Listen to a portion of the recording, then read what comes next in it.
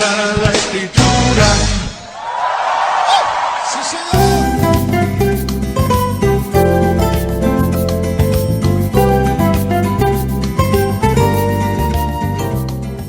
Cuando son pequeños, los niños de vez en cuando se preguntan: ¿quién soy yo? ¿Qué hago yo en la vida? Como padres, debemos ayudarles a responder este tipo de preguntas. Les habla el Dr. Dobson de Enfoque a la Familia.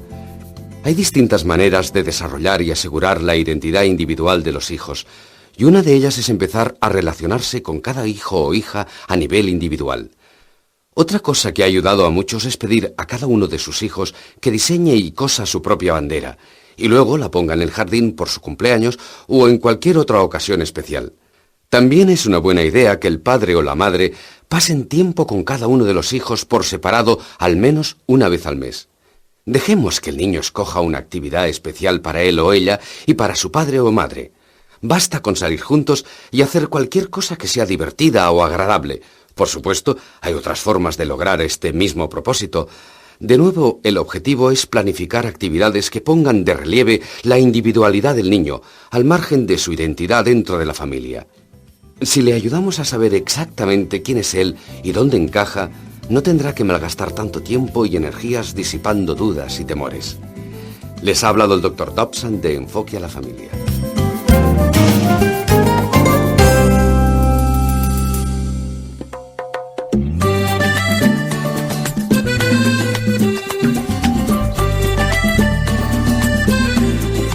Yo como tú, por el camino de la vida he transitado, con equipaje innecesario y muy pesado, que me hacía ir tan lento en cada paso. Hey, yeah. Pero ya me liberé, vencí mis dudas, mi carga entregué. Suelta, suelta, suelta el equipaje.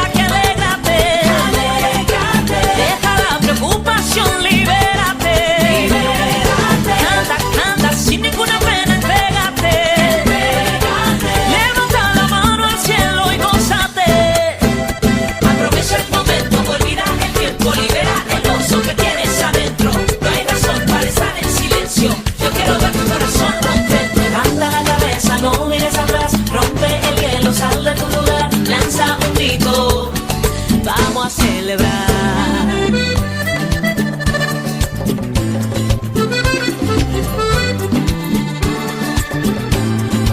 Yo como tú, por mucho tiempo me había perdido de tanto.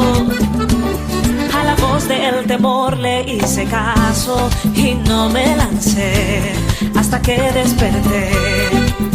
Hey, hey. Pero ya me liberé, vencí mis dudas, mi carga entregué. Suelta, suelta, suelta el equipaje, alégrate. Deja la preocupación, libérate. Canta, canta, sin ninguna pena, entrégate. Levanta la mano al cielo y gózate. Aprovecha el momento, olvida el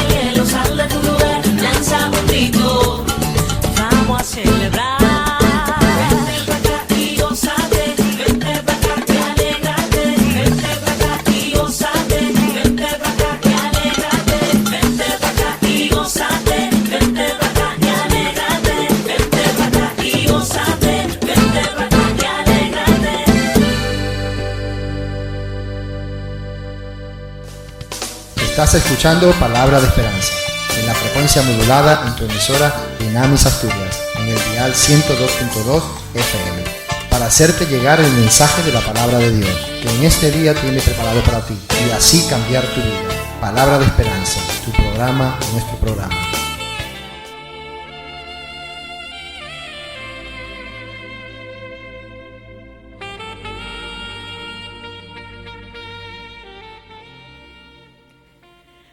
Hola, bienvenidos amigos, aquí estamos de nuevo con todos vosotros en nuestra buena mesa. En esta ocasión nos acompaña el pastor Miguel y también el pastor Sabino. Soy Ana y es un tiempo donde exploraremos juntos temas que creo que nos pueden ayudar en diferentes áreas de nuestra vida, desde un punto de vista cristiano. En el día de hoy lo vamos a dedicar a algunas diferentes sectas. Se considera un grupo religioso que es una secta cuando hay engaño, liderazgo autoproclamado, manipulación, cambios radicales de personalidad y comportamiento, monopolio de la información, opacidad estructural, represión de toda disidencia. También hay que decir que hay sectas y hay sectas. No todas tienen el mismo nivel de peligro en cuanto a sus consecuencias generales, porque pueden llegar a ser hasta de peligro físico, como en el caso conocido de Jim Jones, donde cientos de personas se suicidaron colectivamente, o los de Waco, también en Texas, que también tuvieron que intervenir las fuerzas del orden con resultado de muertos también. Pero luego están las más extendidas, en las que posiblemente no existe gran riesgo físico, pero sí son peligrosas a otros niveles. Así podemos encontrarnos, y de hecho es así, que en casi el 100% de los casos pues son nocivas en cuanto a sus enseñanzas, y sobre todo cuando hablamos del Evangelio, ¿vale? El Evangelio, esto es cómo una persona puede salvarse, dónde va a pasar su eternidad, y teniendo en cuenta lo que Jesús hizo, Dios hecho hombre, muriendo en la cruz, resucitando y concluyendo pues un sacrificio perfecto, que es el que será capaz de perdonar todos nuestros pecados a todo aquel que en él cree. Y subrayo la importancia de enseñar el Evangelio de manera fidedigna, porque es, sin duda, la decisión más importante para cualquier persona. Solucionar la eternidad es cuestión de vida o muerte. Por eso Pablo lo percibía así y advierte en la carta a los Gálatas, capítulo 1, abro comillas, «Mas si aún nosotros, o un ángel del cielo, os anunciare otro evangelio diferente del que os hemos anunciado, sea anatema».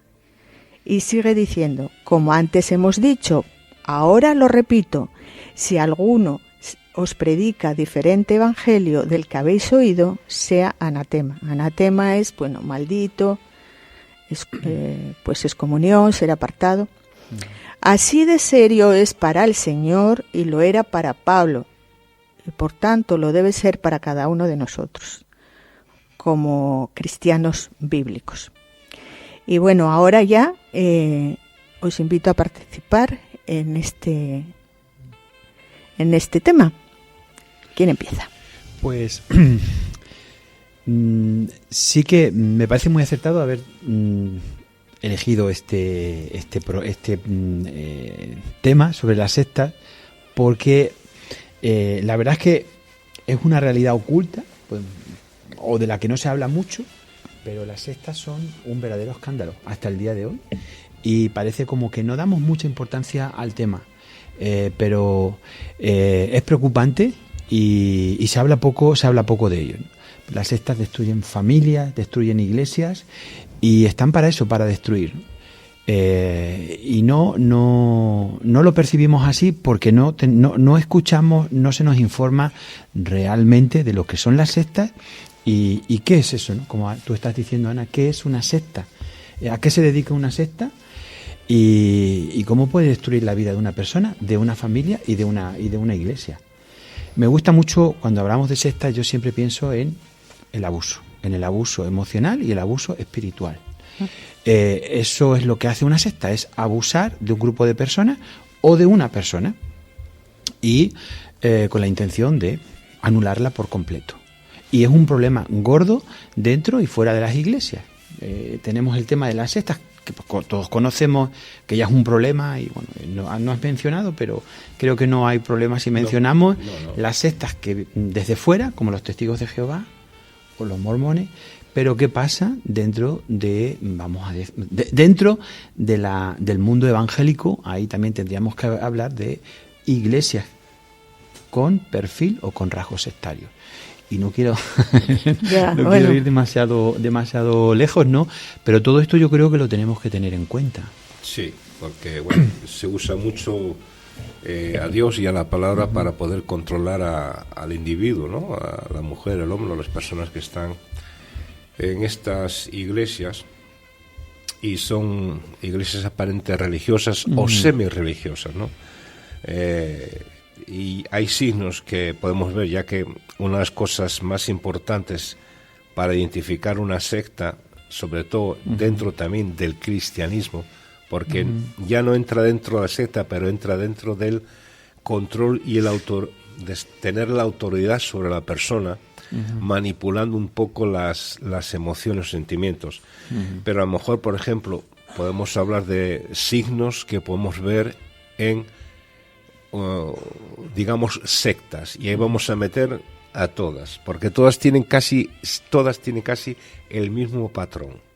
Una es un liderazgo autoritario, centralizado en una persona o un pequeño grupo de individuos. Eso puede ser un rasgo. Otro rasgo puede ser disciplina rigurosa o expulsión de todo aquel que no demuestra obediencia total al líder o lo que enseña este grupito. Sí. Trabajan con esto de la expulsión, mete miedo. Otro es, que yo lo he visto mucho, sobre todo, digamos, en iglesias pseudo-cristianas, llamadas pseudo-cristianas, o podemos decir también algunas iglesias evangélicas, es: no se permite cuestionar la interpretación del líder o del liderazgo. No se permite, no te dejan eso. También otra cosa que a mí me llama la atención es que hay poco interés en que la persona se desarrolle intelectualmente. Es preferible tenerla ahí, tranquilito, que no se me mueva, no me... Con ignorancia, ¿no? Con ignorancia, ¿no? Porque a lo mejor luego podemos hablar de las enseñanzas básicas del cristianismo para poder identificar dónde puede haber un peligro que puede entrar en mi casa en cuanto al cristianismo, ¿no? En cuanto a las sectas. Otro es que los miembros no quieren que se desarrollen intelectualmente, ya lo hemos dicho. Otra puede ser que los miembros son desafiados a abandonar o a descuidar la familia. Primero es la organización y después es la familia.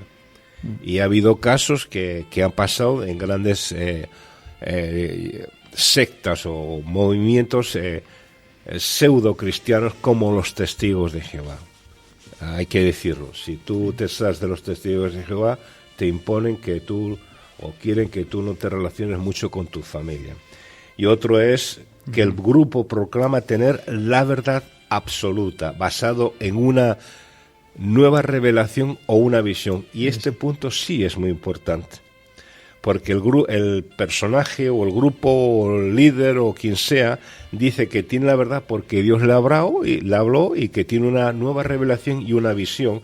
Y la gente pues coge y se traga lo que esta persona dice sin mirar, ya que estamos hablando de sectas en la religión, sin mirar o comparar lo que Cristo dijo, los apóstoles, o sea, lo que es el Nuevo Testamento en sí, lo que dijo este supuesto profeta, con lo que la Biblia enseña. Entonces yo creo que eso es muy importante. Las personas, es más, los que nos están escuchando ahora tienen que ver que cuando escuchan a alguien hablar de cosas de Dios o cosas espirituales, tienen que compararlo con lo que el Nuevo Testamento dice. y a lo mejor luego podemos dar algunas sectas famosas. Pero bueno. Sí, porque yo creo que igual podemos digamos, primero hablar de sectas que aunque estén dentro del ámbito cristiano, Sí. no están en el ámbito evangélico, digamos. Y luego, si queréis, pues hablar un poco de lo que está pasando un poco por encima, que en el ámbito evangélico, que yo creo que igual no se habrá sectas también, Sí. pero algunas veces son rasgos sectarios que hay dentro del grupo, digamos, de los evangélicos. Claro. Sí, mira, Ana, incluso se podrían hacer dos clasificaciones que yo creo que todos podemos entender. Por una parte, claro, hablamos de secta, hablamos de el abuso espiritual Sí. desde fuera, y por otra parte podríamos hablar de abuso espiritual desde dentro. Exacto. Tengo aquí algunos datos. Bueno, abuso espiritual desde fuera. ¿Qué es estas? Abusan desde fuera. Hemos mencionado a los testigos de Jehová, hemos mencionado también a los mormones. Quizás aclarar que los mormones se denominan hoy día la Iglesia de los Santos de los últimos días, pero son sectas clásicas que cometen abuso espiritual, pero desde fuera, es decir, que no son sectas evangélicas. Eso por una parte. Eso es muy importante. Y quizás eso es bueno comentarlo. Y Sí, luego sí. también tenemos que hablar de otras sectas que no son tan clásicas, pero son más actuales, que tampoco son evangélicas, como los Niños de Dios, Sí. que tienen un disfraz religioso tremendo. Sí, que hoy se llama La Familia, creo. Sí, creo que hoy se llama la Familia. Hay un grupo, un movimiento también interesante, Creciendo en la Gracia. Bueno, tienen bastantes semejanzas a los Niños de Dios. Y luego están estos otros grupos que son más bien como grupos terapéuticos, Sí, pseudo. pero revestidos Sí. quizás así, ¿no?, de una cierta espiritualidad. Y todas estas son sectas no evangélicas, por eso hablamos sectas que conocemos desde fuera. Pero ¿qué pasa luego? Si tenemos que hablar de, como has dicho Ana, a veces de iglesias con rasgos sectarios, que no son sectas. Pero también dentro del mundo evangélico hay sectas también, ¿no? Y tengo aquí, yo creo que podemos mencionar las siguientes sectas que cometen abuso espiritual desde dentro de la iglesia evangélica. Está el movimiento de la confesión positiva y el Sí. evangelio de la prosperidad. Sí, Que- totalmente. Yo creo que es de las sectas que más, o movimientos que más se conocen. Luego está, no sé si habéis escuchado hablar del desfase de la llamada guerra espiritual. Esa es otro movimiento sectario. Y luego está también la famosa nueva reforma apostólica, y está el movimiento G12. Ujú. Y la lista la podríamos alargar, pero ahí nos quedamos, ¿vale? Entonces yo... Vale, yo me estaba acordando de una que estuvieron aquí también, que se llaman algo de la luz, Sabino, Ay, sí, se llamaba... que son de México. Son ¿no? de México y bueno, el pastor, el fundador creo que está en la cárcel, y creo que hay una aquí en Asturias, no sé qué, de la Nueva Luz del Mundo, Sí. algo así se llama. Y Ya. creo que está acusado de cosas muy fuertes. Vale, y podríamos mencionar alguna de las enseñanzas principales que tengan. Vamos a empezar con los de afuera, ¿vale? Porque ahora Volvemos con la buena mesa después de esta pausa de alabanza.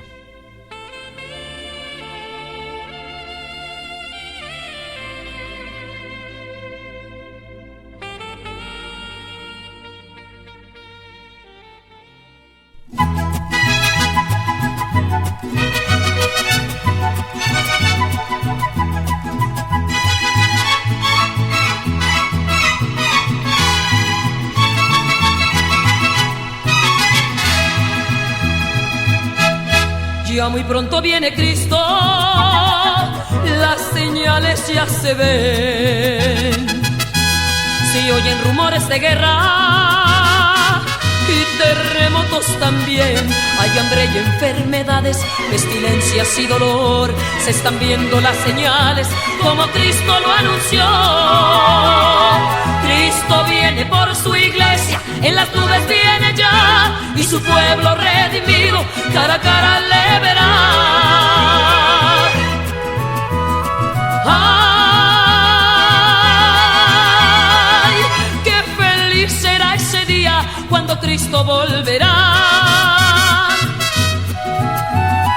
Ay, al sonar de la trompeta Cristo nos levantará. Hay hambre y enfermedades, pestilencias y dolor. Se están viendo las señales como Cristo lo anunció. Cristo viene por su iglesia, en las nubes viene ya, y su pueblo redimido cara a cara le verá. ¡Vámonos! Te estamos esperando. ¡Sí, Señor!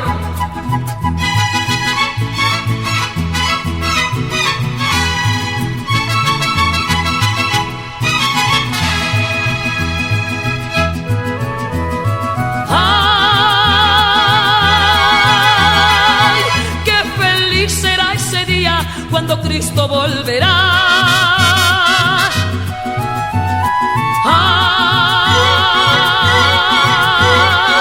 al sonar de la trompeta Cristo nos levantará. Hay hambre y enfermedades, pestilencias y dolor. Se están viendo las señales como Cristo lo anunció. Cristo viene por su iglesia, en las nubes viene ya, y su pueblo redimido cara a cara le verá. Ay, ay.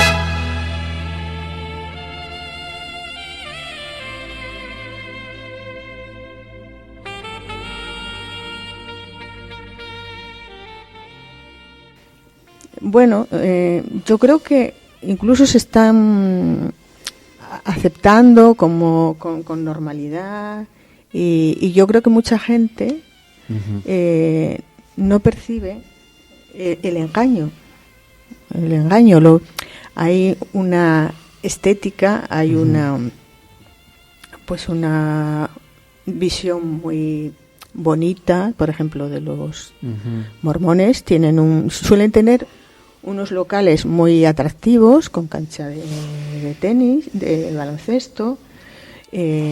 Casi todos son iguales, porque conocimos el que había en Torrejón y el que hay aquí en Gijón también, y tienen más o menos las mismas características. Yo no sé si alguno de vosotros habéis hablado alguno con algún mormón. Sí, yo creo que hemos tenido alguna que otra experiencia, ¿no? Son gente muy educada, sí. Muy simpática, sí, muy... y son gente que al menos te escucha, ¿vale? Pero solamente te escuchan, no más, ¿no? Y yo creo que todas las experiencias que yo he tenido con varias veces han sido experiencias muy agradables, ¿no? Pero realmente, a ver, ellos te escuchan, pero de ahí no pasan. Están muy firmes en sus convicciones y no sé, pero no buscan la discusión como quizás otros grupos. No quieren discutir, simplemente quieren ser amables contigo y decirte lo que ellos creen y no más. Yo creo que no es una secta agresiva, ni que tampoco es una secta que intenta imponer su verdad a costa de cualquier cosa, ¿no? Entonces, yo el mormonismo lo veo como un movimiento, ¿cómo decir? Muy light, por decirlo de alguna manera, ¿no? Muy amable, ¿no? Sí.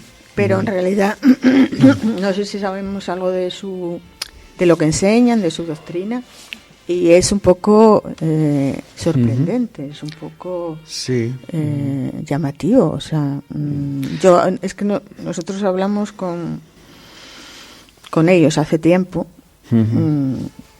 Vinieron a casa, nos pusieron como un mantelito con cochecitos chiquititos y nos explicaban no sé qué cosa. Pero cuando tú escarbas un poco, bueno, aparte de lo que decimos, ¿no? Que tienen su profeta Smith, que recibió una revelación, entonces tienen el libro del Mormón, que no sé si va a la par o va por encima de la Biblia, Ya. pero en realidad sus doctrinas son un va por poco encima de la extravagantes. Yo diría que extravagantes. Sí, el libro de Mormón se basa en 2 visiones que tuvo este famoso Joseph Smith. Joseph Smith. Creo que en la primera se le presentó Cristo, según creo, y en la segunda visión fue un ángel, El ángel Moroni, creo que sí. también se le presenta para decirle, bueno, lo que tiene que escribir, y bueno, un poquito a ver, bueno, es que el libro de Mormón realmente es un despropósito total en cuanto a enseñanzas, creencias, que bueno, si tú lo lees dices, bueno, esto no hay quien se lo crea, ¿no? Pero bueno, sí, el libro del libro de Mormón es uno de sus libros sagrados, además de la Biblia, y creo que tienen también otros 2 libros, el libro de los convenios, no sé si sabéis algo sobre eso, pero vamos, que el mormonismo se las trae, desde luego. Bueno, entonces estamos de acuerdo que estas personas que amamos, pero no estamos de acuerdo y tenemos que decirlo, ¿no? Es también una cierta responsabilidad, ¿no? Como cristianos bíblicos, vamos a decir bíblicos, que su enseñanza es errónea. Es errónea. Sí. Y bueno, también cae dentro de la herejía, podríamos decir. Todas las sectas son destructivas, todas las sectas, las hay que son más graves unas que las otras. Por ejemplo, estas sectas que acabamos de nombrar, bueno, tienen mucho que ver con la enseñanza y su manera de ver las cosas espirituales, que yo creo que es mucho, controlan mucho las personas, no dan libertad para poder, bueno, como tenemos aquí, yo leo la Biblia y que veo las cosas que la Biblia me enseña y las aplico a mi vida y me siento libre y puedo compartirlas con quien quiera y eso es una bendición. Pero luego hay otras sectas que son muy dañinas, pero que tienen más... Quizás para que los oyentes sepan, pues, bueno, un poquito, ¿no?, sobre el libro de Mormón, solo para terminar con esto, pero tengo aquí algo. Efectivamente, ¿cuál es la base de su doctrina? Es el propio libro de Mormón, la Biblia también, y luego tiene una serie también de escritos sobre su doctrina y convenios, ¿no? Son también reglas, principios que ellos han establecido, pero que forma el cuerpo doctrinal de lo que ellos creen. El libro de Mormón, la palabra de Dios y los convenios, o lo llaman así, el libro de los convenios. Ya, pero bueno, sobresale para ellos sobresale la autoridad del libro del Mormón. Del Mormón, sí. No hay muchas cosas, o en lo principal no hay mucha coincidencia con la Biblia, la verdad es que es una cosa... Sí, bueno, a ver, las sectas... Vamos a pasar también a por ejemplo, a los testigos de Jehová, sí, también, que es muy conocida, muy implantada aquí en España. Sí, los testigos de Jehová. Pero bueno, hay los testigos de Jehová, pero también otras sectas también un poco preocupantes porque se creían que eran muy cristianas, y era la de Pare de Sufrir, que venía del obispo de allí de Brasil y tal, que se han introducido. Y bueno, no tiene tanto arraigo como los testigos que ahora se llaman testigos cristianos de Jehová. Sí. Antes no eran testigos cristianos.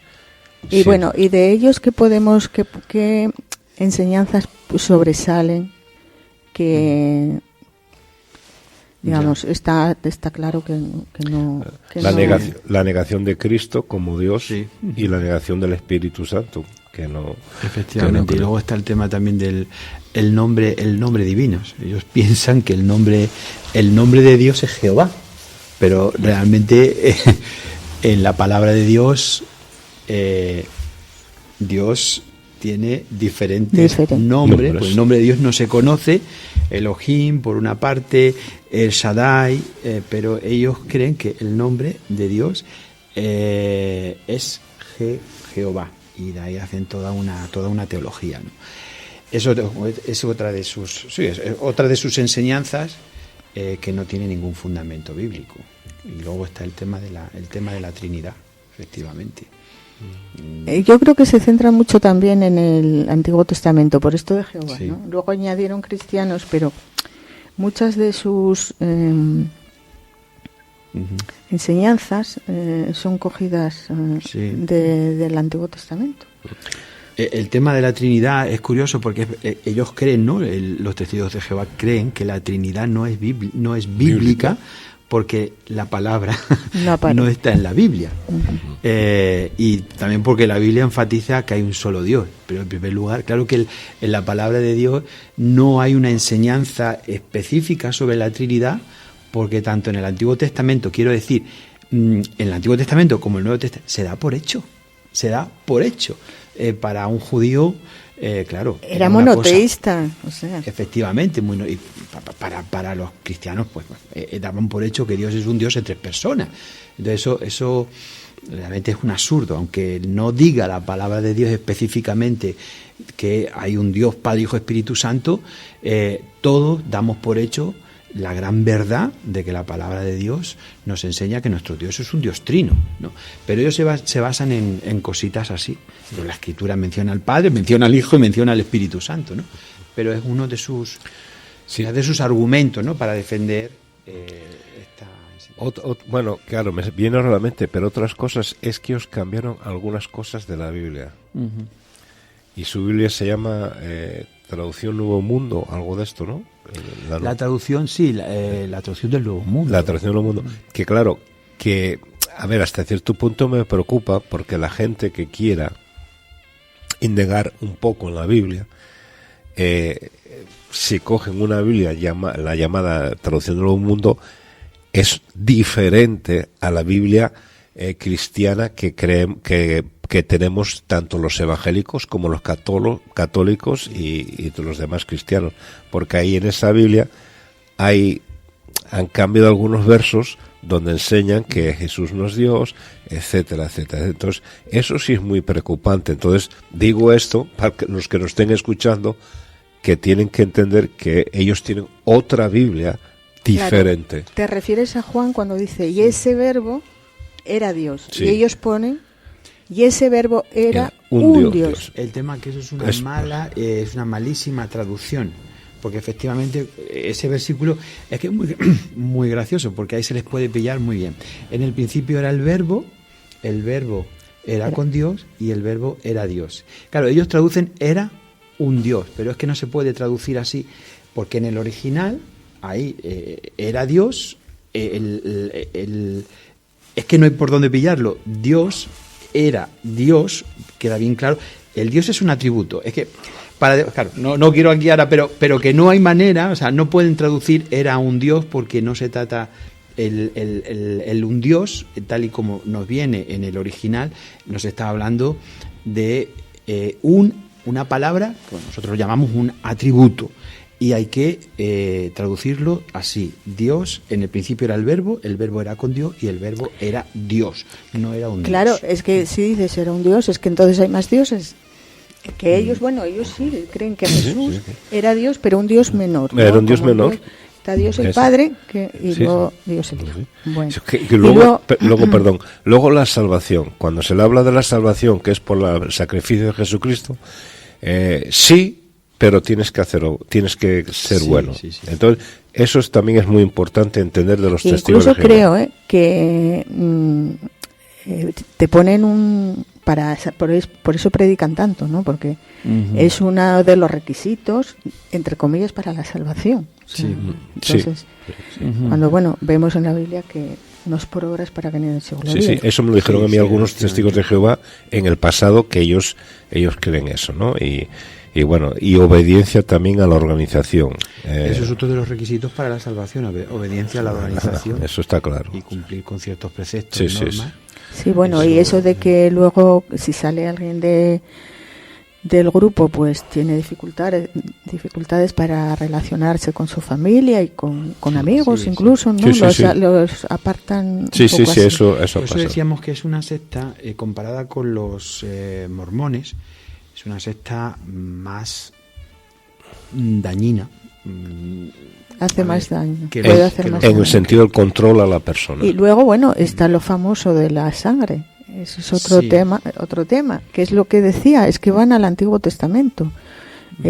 Cuando hablaba de que no se podía comer sangre, Sí, que pues. que una cosa es comer sangre en aquellos tiempos, que era sangre sin Claro, que podía tener, pero porque más que nada era contaminación también, pero es que ahora no tiene tampoco mucho sentido, Se y no se basan trata de en- comer sangre, se trata de otra cosa. Claro, ellos se basan en que la vida está en la sangre. También, y ahí bueno, hacen es- su propia interpretación. Y otra cosa también que no podemos olvidar es su concepto del Espíritu Santo. El Espíritu Santo Sí. para ellos es una fuerza, Sí. no es una persona. Claro, eso no tiene tampoco ningún fundamento bíblico. Sí, así Eh, es. El Espíritu Santo es una persona. Tiene una mente, tiene emociones, tiene voluntad, en fin, pero es otra también de sus creencias. Bueno, también se pueden distinguir en tres grupos: de origen cristiano, como ya lo hemos hablado, pero también están las procedentes de religiones orientales, como los Hare Krishna, el budismo, que están bastante de moda por aquí también, ¿no? Ahora es como muy cool tener estas cosas. Y luego, pues las de cientistas, como la Iglesia de la Cienciología, a la que pertenecen algunos personas Tom famosos. Cruise y toda esta gente, sí. Que en Alemania está John prohibida. Travolta también. En Alemania está prohibida. Sí, sí, sí, sí. Sí. Sí. Pero en Estados Unidos Sí, mucho. hay muchos adeptos. Sí, a la ciencia, sí. Sí. Aquí no. No, aquí no. No, Aquí. creo que van a tener poca gente. Aquí a ninguna casi, Sí. ¿no? Sí. Pero bueno, estos los de orientales, ahora está muy de moda también el yoga. A ver, hay una parte del yoga que es lo de los ejercicios, que bueno, tal. Ya. Pero hay otra parte que Sí. es menos conocida. Y bueno, también tiene su aquel, que ahora no vamos a tocar porque habría que estudiar un poco más el tema y esto, pero bueno, tener en cuenta que estamos en esto también, ¿no? Sí. Que hay otras que están pululando por ahí. Sí. Sí, hay que también, las sectas orientales más bien se derivan de estas grandes religiones no cristianas, como es el budismo, el hinduismo, el taoísmo también. Sí que surgen muchos movimientos que bueno, son incluso dentro, por ejemplo, del budismo hay diferentes grupos que son heréticos para los propios budistas, o sea que no tienen que ver Nadie nada se libre, ¿no? con el budismo tradicional, o sea que, pero sí que proliferan mucho. En el hinduismo también hay muchos grupos, ¿no?, que derivan del hinduismo, pero que son, Sí. pues eso, también sectas. Bueno, Vamos acabando, ¿no? sí, vamos acabando, pero a lo mejor en otro momento habría podríamos hablar de lo que cómo hemos comenzado también, a lo mejor hablar más acerca de dentro de las iglesias, ¿no?, las sectas que están funcionando en el cristianismo, como hemos hablado de algunas. Sí, Porque puede ser interesante por eso, pero ese tema yo creo que es demasiado abarcar por sí, una vez. ya esto estamos hablando de lo que dijo Pastor Miguel, acerca de las sectas que están en el extrarradio, pero a lo mejor habría que tocar el tema de las que están dentro, ¿no? Sí, como luego algunos. hay aspectos como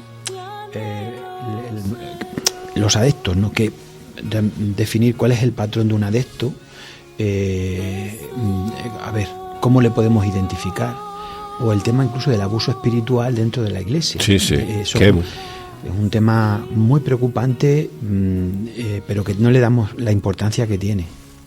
Pero eso es un tema Sí. tema realmente muy. Lo dejamos para otro Sí, día. lo vamos a tener que dejar para otro. Vale, pues muy bien. Pues gracias Miguel, gracias Sabino. Y bueno, pues nos despedimos hasta el próximo programa. Gracias por acompañarnos y les deseo pues que estén bien y muchas bendiciones. Adiós. Buenas noches.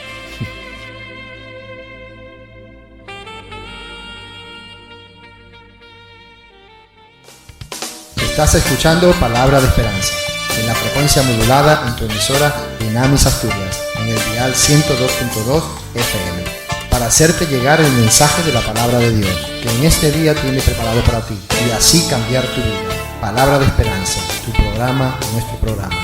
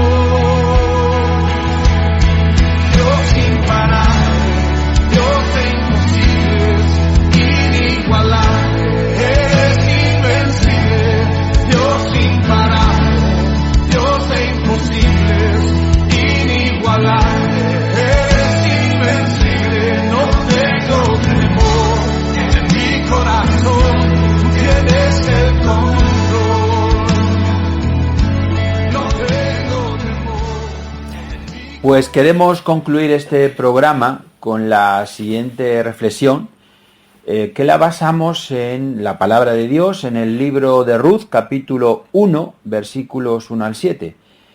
Y leemos lo siguiente. Aconteció en los días que gobernaban los jueces que hubo hambre en la tierra.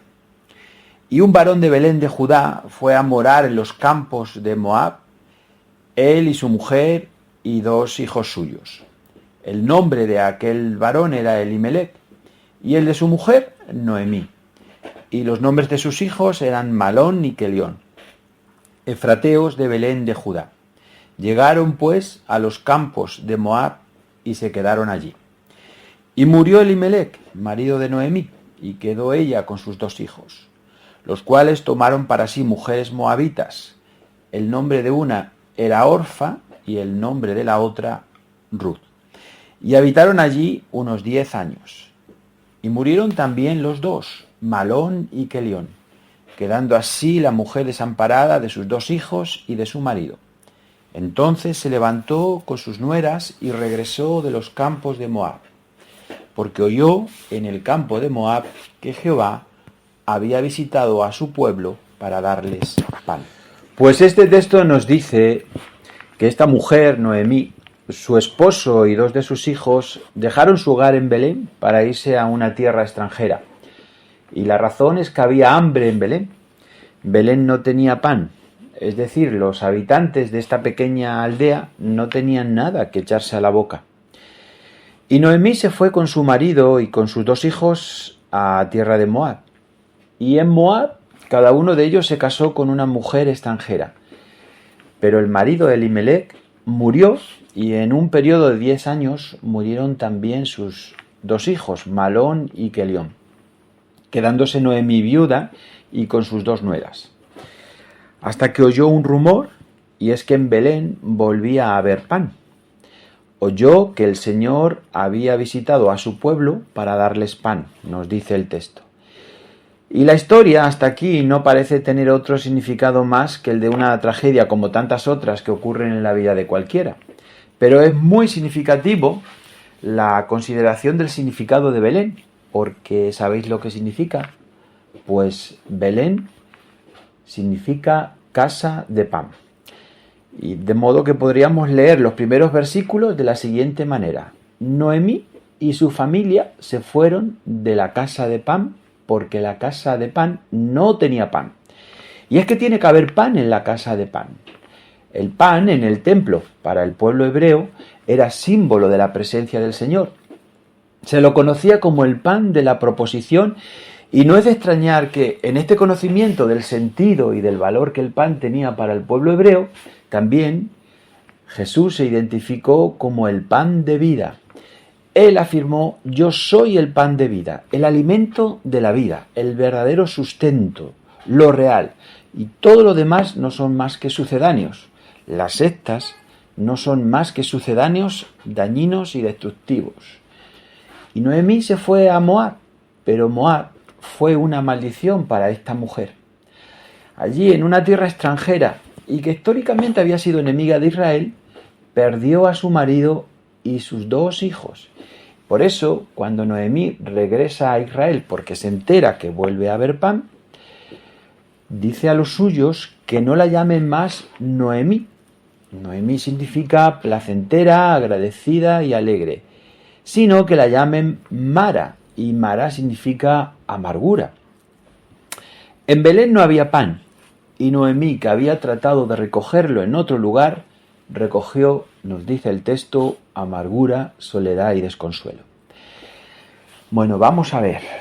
La Iglesia, que es la comunidad de los hombres y mujeres que adoramos a Dios y que confiamos nuestras vidas en Jesús, es de alguna manera la casa de pan, porque es el símbolo de la presencia de Dios en nuestras vidas. Es la realidad de que el yo soy el pan de vida está aquí con nosotros, en tu vida y en la mía. Necesitamos hoy este pan, el pan que alimenta nuestro espíritu, el pan que vino del cielo, el pan de vida, a Jesucristo. Y hoy son muchos los que en su desesperación de la necesidad de verdadero pan lo buscan celosamente, pero no van a Belén, sino a Moab. Y en Moab solo hay amargura, desesperación y desconsuelo. Y entendamos también Moab como símbolo de cualquier secta que trae esta amargura, esta desesperación, este desconsuelo, anulación y destrucción. Las sectas son un verdadero escándalo que sorprendentemente operan en lo oculto, destruyen familias y contaminan a la sociedad desde el silencio y la paranoia de una sociedad que, hambrienta de espiritualidad, se deja llevar por lo misterioso y lo excéntrico hasta niveles realmente insospechados. Y nuestra preocupación aumenta cuando reconocemos que las sectas también están dentro de la Iglesia de Cristo. Por lo que en la Iglesia, en la casa de pan, tiene que haber pan para que las personas no vayan a buscarlo donde no hay verdadero pan. Y esto es lo que hemos querido expresar y denunciar en este programa sobre las sectas, que nos tiene que conmocionar a todos. Hay que conocer qué es lo que hay en cuanto al engaño y la manipulación sectaria y preguntarnos qué responsabilidad tiene la Iglesia de Cristo. Terminemos diciendo también que esta realidad es un desafío, el desafío de la evangelización, de la proclamación de la verdad, pero de una verdad que se caracteriza porque trae libertad a los cautivos. Cristo, el pan de vida, es esta verdad.